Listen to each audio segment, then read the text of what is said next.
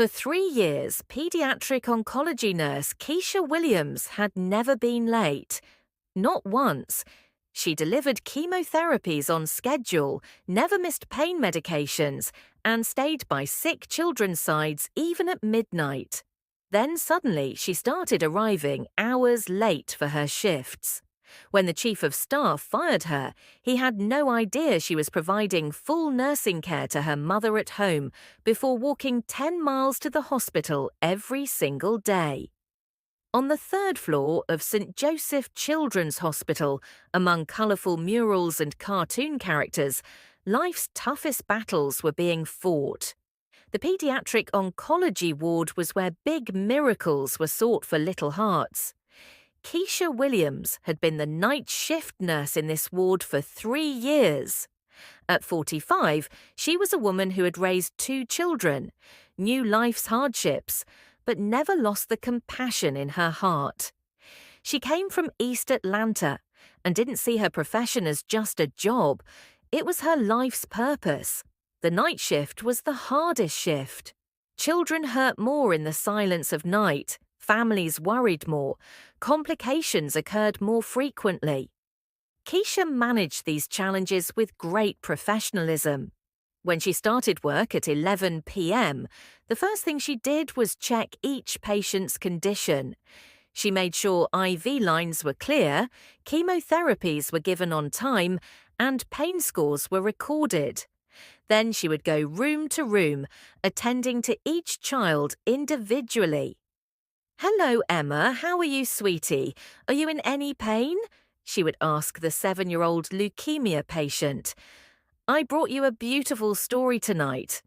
Or to 5-year-old Michael, "Look, can you listen to your own heart with this stethoscope? How strong it's beating." For Chief of Staff Dr. Richard Sterling, discipline was everything at the hospital, especially in pediatric oncology, because here minutes meant life. Chemotherapies had to be given at exact times, vital checks couldn't be skipped, medication doses absolutely couldn't be delayed. Dr. Sterling had an 8-year-old son named Tommy. When his father worked late hours, he would bring Tommy to the hospital. The child would wander the ward's corridors, get bored, sometimes get scared. When Keisha first saw Tommy, she approached him. "You're Dr. Sterling's son, aren't you?" "I'm Nurse Keisha. Are you curious about what happens in this hospital?" Over time, Tommy began eagerly awaiting being there during Keisha's shift. Keisha would explain to him how IV sets worked, what the monitors meant, what nurses did. "Nurse Keisha, are you an angel who heals sick children?" Tommy had asked one day. "No, sweetie, I'm just someone who helps them feel better." What heals them is their own strong bodies. In the first week of November, Keisha's perfect attendance record began to falter. Monday night, she was 15 minutes late for her shift. Nursing handoff was delayed. 11 p.m. medications couldn't be given until 11:20. Charge nurse Patricia asked, "Keisha, is everything okay?" "I'm sorry," said Keisha breathlessly. "There was traffic." Tuesday night, she was 30 minutes late. This time, 6-year-old leukemia patient Jason's chemotherapy was delayed. The child was in pain, and it was time for his morphine dose. "Mum, where's the nurse?" Jason was asking his mother. When Keisha arrived, she got straight to work. Quick but careful, professional but compassionate. She did Jason's pain assessment, calculated the morphine dose, slowly administered it through the IV line. "Better now, isn't it, honey?" she said to Jason. "This medicine will help your pain." Wednesday night, she was exactly 45 minutes late. This time, Dr. Sterling himself was waiting. "Nurse Williams, my office." In Dr. Sterling's office, Keisha stood while the doctor looked at her from behind his desk. 3 nights in a row you've been late." In pediatric oncology, timely medication delivery is vital. "What's going on?" Keisha bowed her head. I apologize, Dr. Sterling. There's a personal situation, but I'll get it under control. What personal situation could jeopardize chemotherapy timing? Just family matters. I'll resolve it, I promise. Dr. Sterling frowned. Nurse Williams, you're our most experienced and reliable nurse here. But reliability isn't just competence, it includes being on time. This is your final warning. Thursday night, Keisha was exactly 1 hour late. Half of the night shift had already passed. 4-year-old Emma's post-operative pain medications had been missed. 7-year-old David's night chemotherapy was delayed. 6-year-old Sophia's vital checks couldn't be done. Dr. Sterling was waiting in the lobby. When he saw Keisha, his expression was cold. That's enough, Nurse Williams. Dr. Sterling, please give me a chance to explain. Explain. 4 children's treatments were delayed. Emma was crying in pain. Can we play games with these children's lives? Keisha's eyes filled with tears. No, of course not. I would never. You're terminated. Effective immediately. Human Resources will speak with you. At that moment, Tommy emerged from his father's office into the corridor. He had heard everything. Dad, don't fire Nurse Keisha, he shouted. She takes such good care of the sick children. Tommy, this is hospital business. Don't interfere. But she taught me how to use superpowers.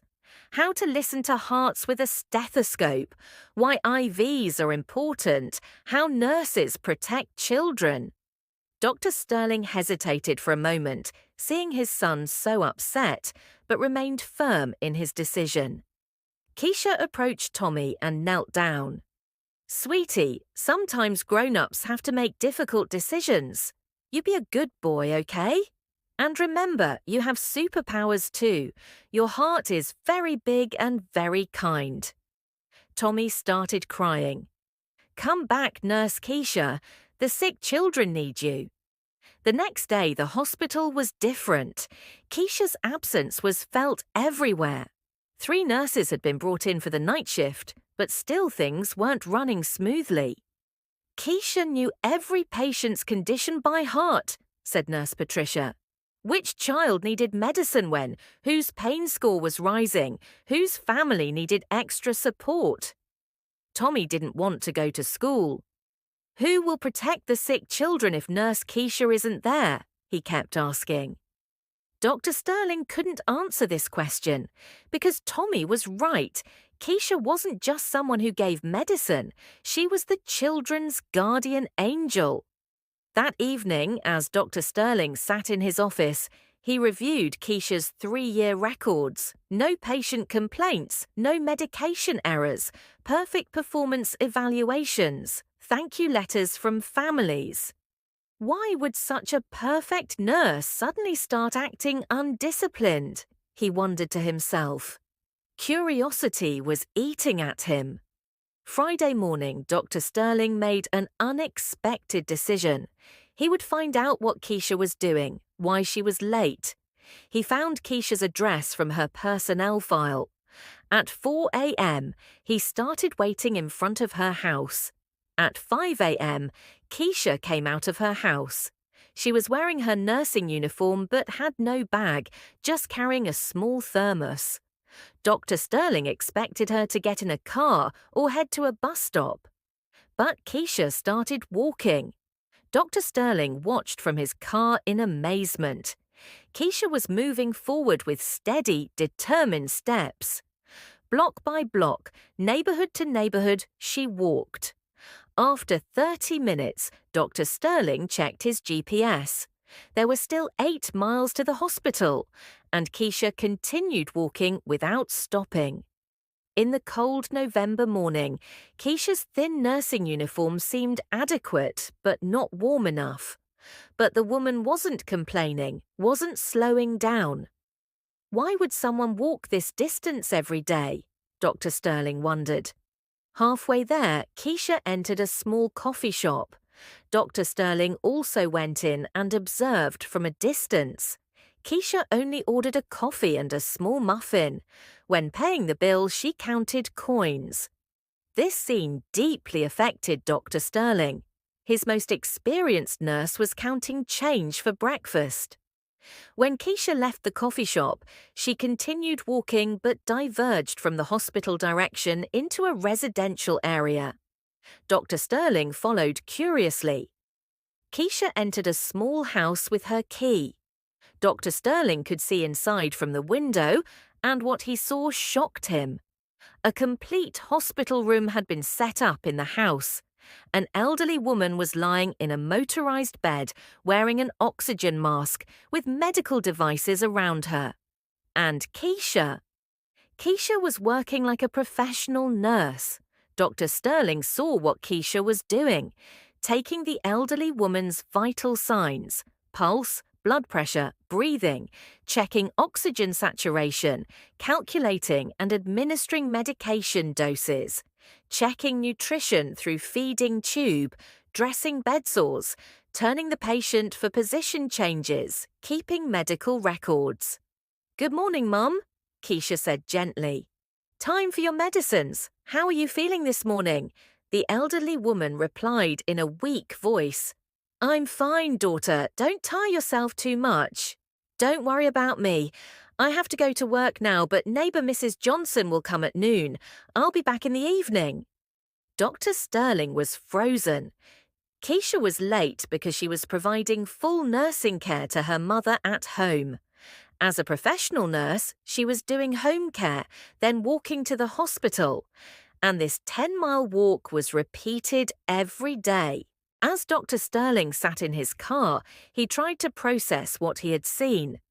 The reason for Keisha's lateness wasn't laziness. On the contrary, she was working even harder. She was nursing her mother at home, then nursing children at the hospital. 2 full-time nursing positions simultaneously, and Dr. Sterling had accused her of indiscipline, of irresponsibility. He took out his phone and called the hospital. "I want Keisha Williams' phone number." Urgent. That evening, Dr. Sterling went to Keisha's house. The woman was returning home from her second job, a temporary shift at another hospital. "Dr. Sterling, what are you doing here?" "I followed you this morning, Keisha." "I saw your mother. I saw what you were doing." Keisha's face paled. "This doesn't change anything. I was late. I affected patient care." "No," Dr. Sterling said firmly. "You didn't affect patient care. You doubled patient care. You're nursing your mother at home, then our children." Keisha looked away. "I couldn't put my mother in a nursing home. She raised me. Now it's my turn to protect her. Why didn't you tell me? What would it have changed if I had? Rules were rules. I broke them." Dr. Sterling felt deep shame. "Keisha, I made a huge mistake. I'm not just taking you back, I'm promoting you."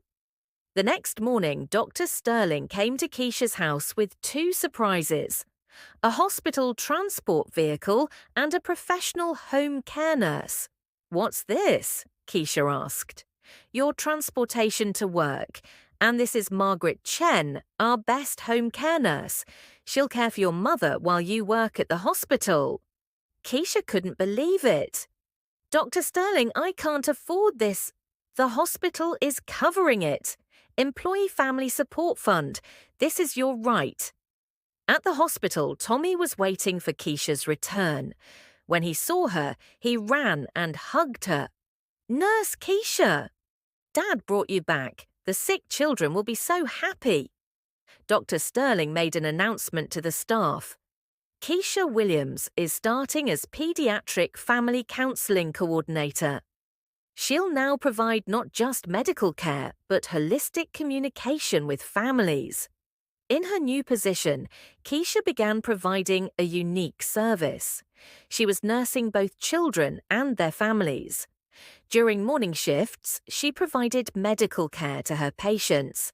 In the afternoons, she talked with families, teaching them how to provide care at home. "Isn't this too much work?" Dr. Sterling asked. No, Keisha said, smiling. This is normal for me. I was always working 2 jobs. Now they're just both in the same place. Keisha's new schedule, 7 a.m. to 3 p.m. Patient care at hospital, 3 p.m. to 5 p.m. p.m. Family education and counselling, 5 to 7 p.m. Home care for her mother, 7 to 9 p.m. Family time, 9 p.m. Rest. She was no longer walking 20 miles a day. Professional care was coming to her mother, and the children at the hospital were receiving both medical and emotional support.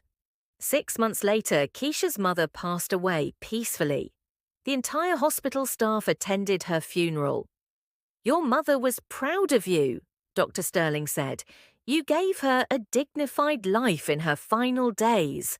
Keisha was grieving but at peace. At least I could give her the care she deserved in the end. In her memory, Dr. Sterling established the Keisha Williams Nursing Care Excellence Scholarship. Support would be provided to nurses struggling with difficulties. Tommy, now 9 years old, still visited Keisha when he came to the hospital. Nurse Keisha, he said one day, Dad says you taught him what real nursing is. What do you think real nursing is, Tommy? It's not just giving medicine, the child said thoughtfully. It's giving love to people too. Keisha smiled. You're very smart, little doctor. Today, as Dr. Sterling manages the hospital, he doesn't forget the lessons Keisha Williams taught him. He tries to understand his employees' personal struggles, focusing not just on performance but on human situations too. The Keisha Protocol is now hospital policy. Employees with perfect records are investigated before being disciplined. Keisha is still working. She's now nursing not just sick children, but their families too. Her office wall is covered with thank you cards from grateful families. Real nursing, Keisha tells young nurses, isn't just healing the body. It's healing the heart, soul, and family too. Sometimes our most powerful medicine is our compassion. The nurse who walked 20 miles a day was a woman who chose to serve others in every step of her life. And this choice changed not just herself, but an entire hospital.